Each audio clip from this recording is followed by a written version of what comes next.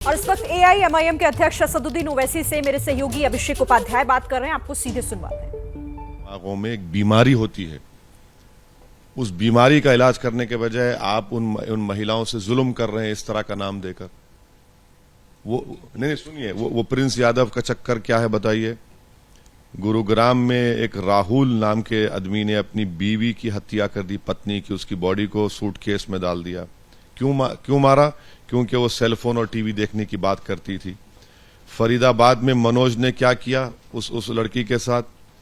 अच्छा, फिर और एक बात देख लीजिए, महाराष्ट्र में राजू नायर ने अपनी गर्लफ्रेंड की बेटी के साथ जुल्म किया। उसको क्या बोलेंगे आप? प्रिंस यादव आजमगढ़ हो गया, मथुरा का वाकया है। हाँ, ऐसे लिस्ट है मेरे पास। मुन्ना शर्मा बिहार ने अपनी पत्नी को क्यों कत्ल किया? क्योंकि उसके पैरों की मसाज नहीं करती थी। इस पर बोले भाजपा? फिर हेमंत शर्मा का जिक्र कर रहे हैं, भाजपा बोले ना, इस पर क्यों नहीं बोलते? हम आपको लिस्ट दे देंगे। अच्छा, ये कौन थे? वो एक माइंडसेट की बात पर सवाल उठा रहे हैं, उनको लग रहा है कि साजिश की गई। सुनिए, बबलू, अमित और गंभीर, इनको अरेस्ट किया गया कि उन्होंने किडनैप किया और मर्डर किया 11 साल की लड़की को गाजियाबाद में। क्या कहेंगे? ये क्या कहेंगे इसके बारे में? आप चुनाव आता है तो आप सिर्फ नफरत की बात क्यों करते हैं? आप बताइए, सब इतने हम इंसिडेंट्स दे रहे हैं, उसको बोले। जब वो लव जिहाद कहते हैं तो उनका ये कहना है कि वो कनेक्ट करते हैं कि एक साजिश हो रही है, फंसाने की एक साजिश हो रही है, बरगलाने की। बिल्किस बानो भी साजिश का शिकार थी। बिल्किस बानो के बेटी के कातिलों को, उसकी मां के कातिल करने वालों को आपने छोड़ दिया। भाजपा ने, मोदी सरकार ने छोड़ा। उसकी शर्मिंदगी नहीं है आपको? नरोडा पाटिया में 90 मुसलमानों को कत्ल करने वाला लाइफ इंप्रिजनमेंट होता है, बेल पे निकलता है और वो घर घर जाकर मोदी जी को वोट देने की भीख मांगता है। उसकी शर्मिंदगी नहीं है आपको? आपका मोरबी में ब्रिज गिर जाता है तो ओरेवो कंपनी और वहां का म्युनिसिपल कॉर्पोरेशन चीफ को पकड़ नहीं देते हैं, आप डेली वेजर के लेबरों को पकड़ते हैं। उसकी शर्मिंदगी नहीं है आपको कि 140 लोग मर गए? आपका आक्रोश आफ्ताब के खिलाफ भी, आपका आक्रोश बीजेपी के खिलाफ भी है। नहीं है। मेरा आक्रोश उन लोगों के खिलाफ है जो हर महिला की हत्या को मजहब का चश्मा लगाकर देखते हैं। ये बात फैक्ट है कि महिलाओं पर जुल्म होता है, कोई डिनाई नहीं कर सकता इसको। और जुल्म करने वाले कौन होते हैं? वो मर्द होते हैं जिनके दिमागों में बीमारी होती है जुल्म करने की।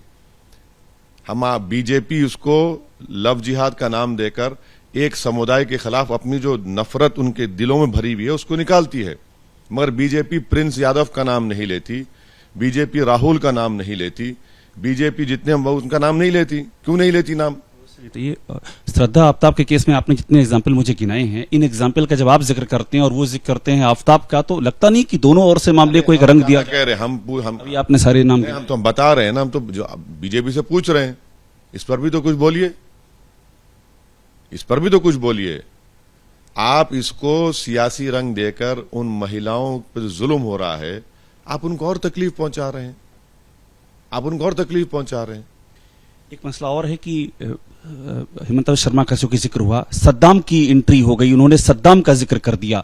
और वो सद्दाम का इशारा क्या था आपको पता है? तो ये सद्दाम का जो जिक्र हो रहा है, पाकिस्तान का जिक्र भी हुआ है, इसको लेकर के आपको क्या लगता है? ये जो जिक्र, मैं इन दोनों मामलात में एक्सपर्ट नहीं हूं। पाकिस्तान पे तो आप मजम्मत करते हैं पाकिस्तान। नहीं, मैं अब ये दोनों मामलात में एक्सपर्ट नहीं हूं। जो एक्सपर्ट है उनसे पूछ लीजिए, मैं एक्सपर्ट नहीं हूं। अब आप पाकिस्तान पर नहीं बोलना चाहते? नहीं, क्यों बोलूं मैं? अब आप कोई म्यूजिक खेल रहा है, आप उसमें और ऑर्केस्ट्रा डालना चाह रहे हैं, तो मैं क्यों? मुझे नहीं मालूम। जानबूझ के म्यूजिक खेला जा रहा है? नहीं, मैं जो जिसको बोला जा रहा है वो बोले, हम क्यों बोले? जिनको बोला जा रहा है वो बोले। आप गोधरा गए थे, गोधरा आज की तारीख में 20 साल के बाद जब आप गोधरा जाते हैं, मतलब आप जब गोधरा रिविजिट करते हैं, तो क्या वो 20 साल के जख्म को रोकने जैसी बात नहीं है इसमें? चूंकि सियासी माहौल, इसलिए सवाल कर रहा हूं। तो बीजेपी क्यों लड़ रही चुनाव? फिर ना लड़े। कांग्रेस क्यों लड़ रही है? ना लड़े। चुनाव है, क्या बात है? हम एक पार्टी लड़ रहे हैं तो जख्म को रोकने की कहां से बात कर रहे हैं आप? गोधरा आज भी मुद्दा है आपके लिए? भाई, पूरा गुजरात मुद्दा है हमारे लिए। गोधरा के बारे में पूछ। आपको मालूम, गोधरा के स्टेशन पर सुपरफास्ट ट्रेन नहीं रुकती बहुत से। क्यों नहीं रुकती? दहाड़ पर रुकती है। क्या आपको मालूम कि जो खबरस्तान के पास रोड है कभी नहीं बनती? क्या आपको मालूम जो रेलवे अंडरब्रिज फाटक है उसको डेलिबरेटली नहीं खोला जाता? क्या आपको मालूम कि वहां पर जो अल्पसंख्यक समाज के घर है वहां पर आज तक पानी नहीं मिलता, डेवलपमेंट नहीं होता?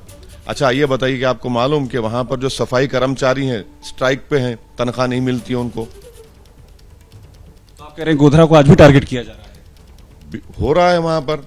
अच्छा आपको ये मालूम कि जो कांग्रेस से जीत कर आया वो भाजपा में चला गया, और भाजपा में जाने के बाद उसने रिव्यू कमेटी का मेंबर था जिसने बिल्किस बानो के रेप करने वालों को, उसकी बेटी की हत्या करने वालों को, उसकी मां को रेप और हत्या करने वालों को संस्कारी कहा, और उसको भाजपा अपना कैंडिडेट बनाती है।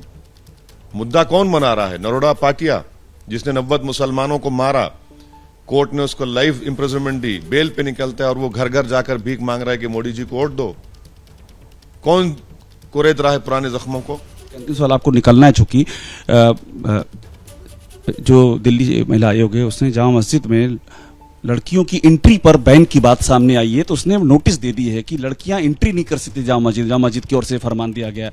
आप उनके हक हुकूक की बात हमेशा उठाते रहते हैं, इसलिए मुझे नहीं मालूम, मैंने ऑर्डर नहीं पढ़ा। ऑर्डर जब पढ़ूंगा जब भी बोलूंगा। आपको लगता है कि बैन होना चाहिए? नहीं, ऑर्डर जब पढ़ूंगा मैं जब भी बोलूंगा। मैं ऑर्डर नहीं देखा हूं।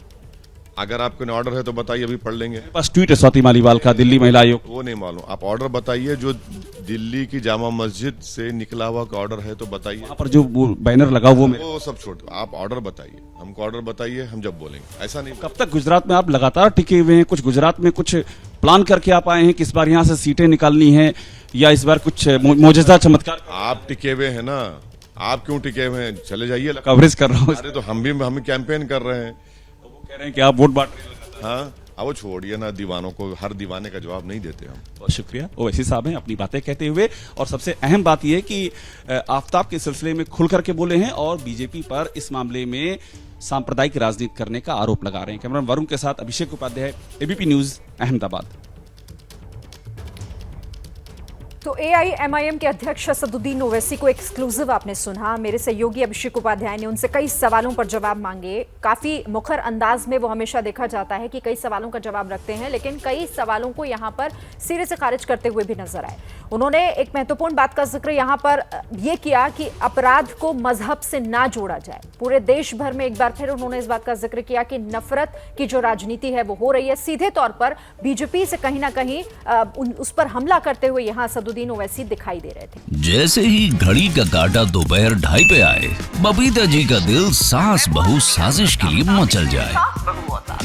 और ये है इनकी बहू, पूरे दिन ऑफिस की टेंशन हो जाए गॉन जब ये करें अपना फेवरेट शो फ्री टाइम पे ऑन।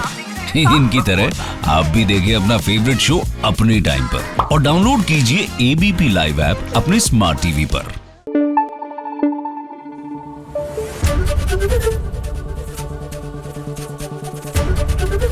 एबीपी न्यूज आपको रखे आगे।